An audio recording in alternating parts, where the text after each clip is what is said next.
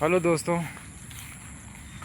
अभी मैं आपको दिखाने ले जा रहा हूँ रिहंद डैम का पानी कितना हमारे घर से दूर आके यहाँ पे रुका हुआ है और इतना नज़दीक आने के बाद भी मैं इतनी दिन के बाद आ रहा हूँ। चलिए देखता हूँ और मैं आपको दिखाता हूँ कि कितना दूर आया है पानी। बिल्कुल समुंदर की तरह ये पानी दिख रहा है दोस्तों, आप देख सकते हैं। ये जो आपको दिख रहा है ये हमारे घर के सामने का नज़ारा है।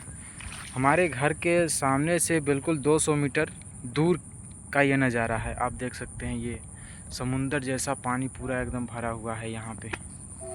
ये पूरा नज़ारा आप देख सकते हैं। ये बहुत ही विशाल रिहंद डैम है, बहुत ही विशाल। जय हिंद दोस्तों।